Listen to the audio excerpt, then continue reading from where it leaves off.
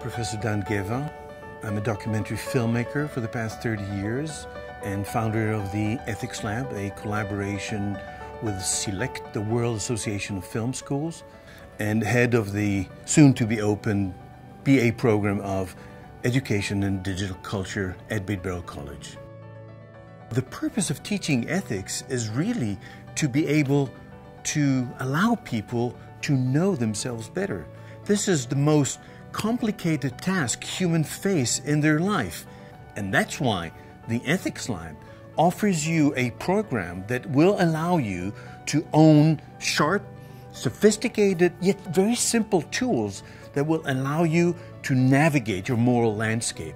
I ask people to come up with a meaningful dilemma from their life, and by telling it, they become aware that things do not unfold automatically or by themselves. And then we launch on a journey. And in this journey, they come to learn about 5 key positions in the history of moral philosophy. We ask people to observe their own dilemma from 5 different positions. And in this game, they have to think what Aristotle would have said if he was imaginatively in this situation looking at their story. What Kant would have said, what John Stuart Mill would have said, Simone de Beauvoir's existential ethics, and 20th century ethics of care. So what happens is that people have the opportunity to look at themselves with safety, not being judged, not feel that they're being condemned, or was I good or was I bad?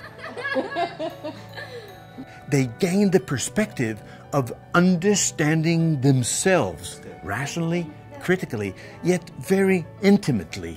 So by the end of the process, they understand that their moral navigation is a complex process in which they have many options.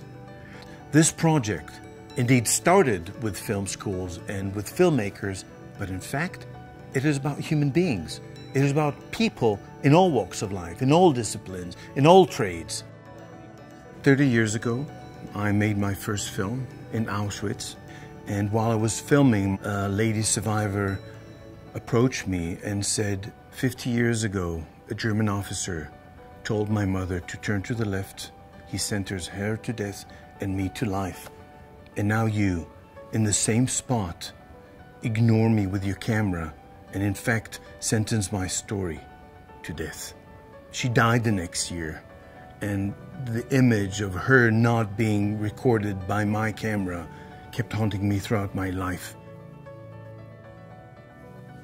I believe that each individual in the world owns deep, innate moral knowledge.